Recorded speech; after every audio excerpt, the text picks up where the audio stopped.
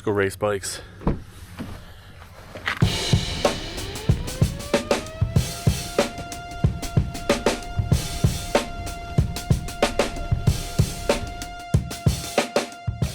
Last Friday, I packed up my gravel bike, some tools, a bunch of snacks and water, 3 layers of cycling kit, and a bunch of other odds and ends to drive up to Laona, Wisconsin for the Bear 100 gravel race.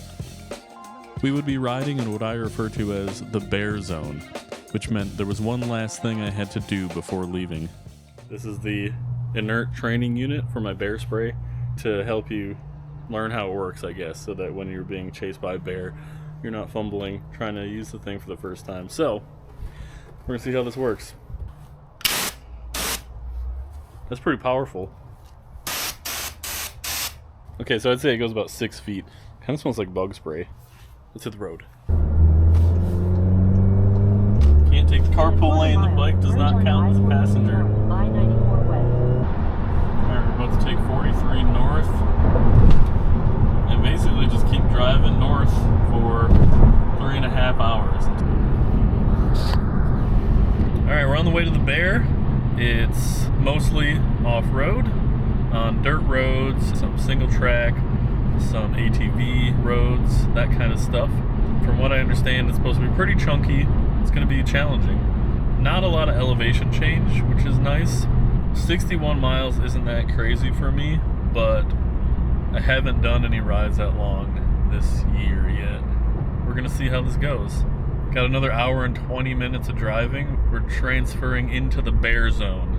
Alright, we're not quite there yet, but I figured I should take a little bit more footage since we're now in what you can really call up north. I'll show you what that looks like here.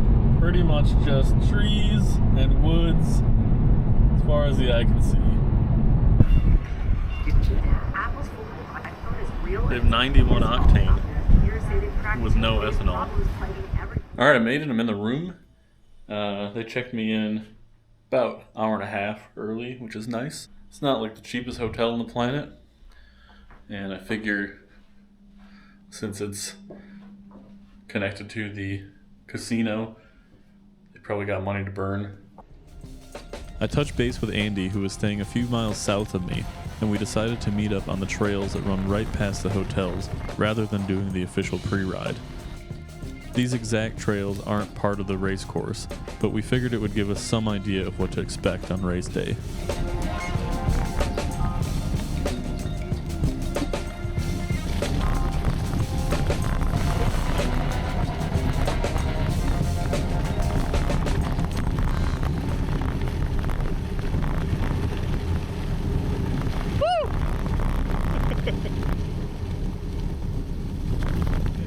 We just got back to Pato. Andy is considering the 31. bailing. Not bailing. Bailing on the 61 and doing the 31 instead. Tell him what you think about that in the chat. This guy's bullying me to do the 61. We just rode a little bit of the trails right by the hotel and it was fun. But it was a little hilly. I hope that the race is not that hilly. A little wet. A little wet, a little hilly. It should be even drier. My primary concern is with the temperature, and the distance doesn't really make a difference temperature-wise because it's going to get warmer throughout the day. Primary issue is the distance. Alright, it's around 9 p.m., day before race day. About to take a shower and get into bed. Got my bike ready to go, clothes in a messy pile. Getting stuff charged up. I'm going to try to get to bed by 10, probably, at the very latest. Probably wake up at like 5:30. I'll see you in the morning.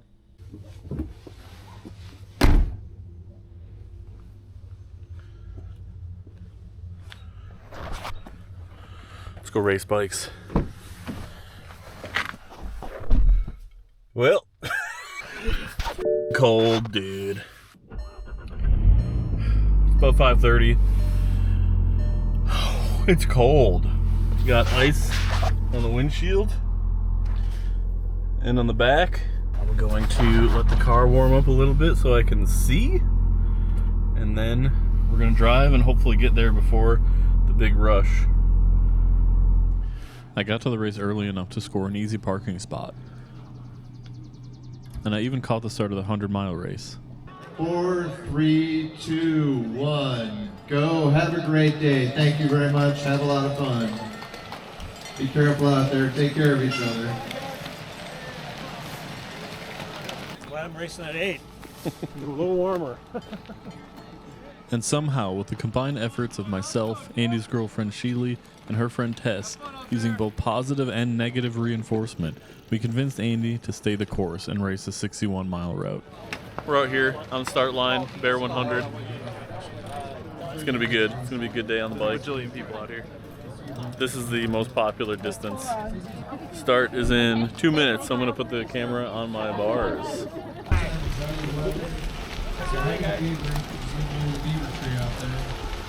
Jacob, it's good to see you.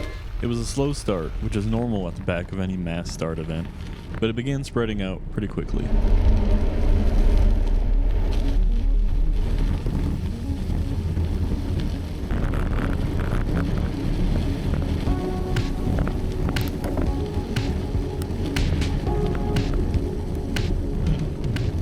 Before long, we caught up with my teammate, John. Hey, John. We would end up riding with John on and off for the entire first half of the race. It was great to have another friend to hang with and chat during the race, especially someone with much more race experience than we have.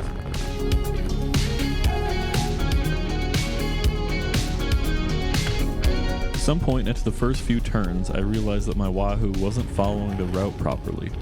I reloaded the route from Ride with GPS several times while riding with no luck.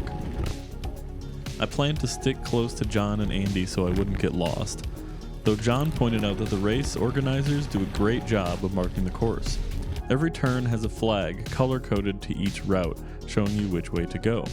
In theory, you could race this whole race without a GPS unit or even a cue sheet.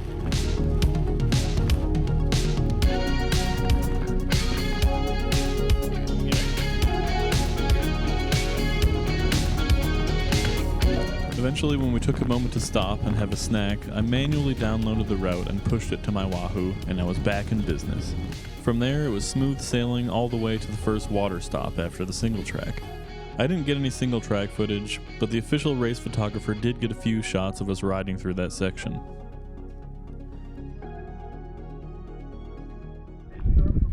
Milton, what's up? Milton, you gonna be a bike dog? Yeah. You gonna be a bike dog? We're here at the halfway point. A little past halfway. We just did the single track and I didn't get any footage, which was dumb. You can show the track, what you just did. He just did that. I don't know if it'll come out on camera, but that was the single track section. Single track was a lot of fun. Here's Andy, having a maple shot.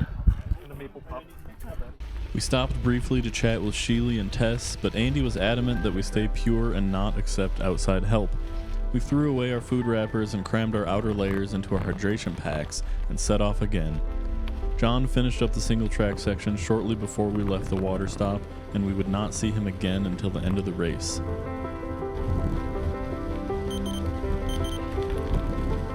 During this third quadrant of the race, I carried on ahead at a slightly faster pace.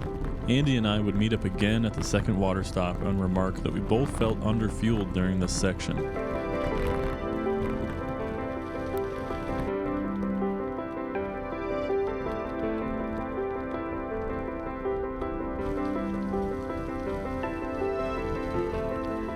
This is also the point where we started to see some of the faster 100-milers coming through.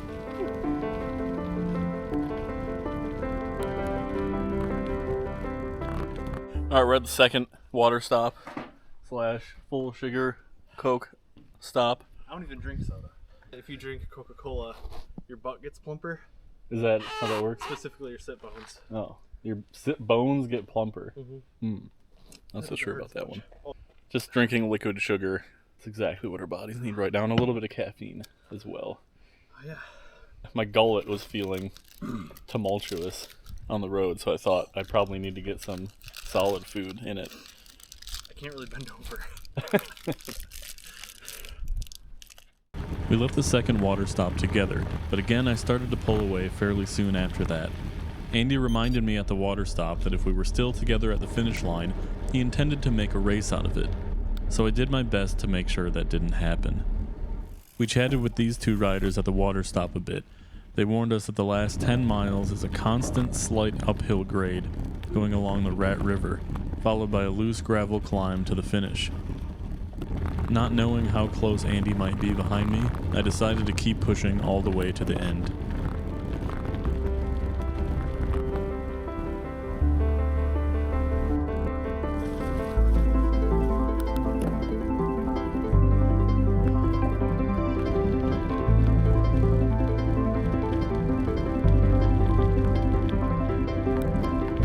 Coming by on the left, very slowly. Home stretch. Home stretch, you're almost there.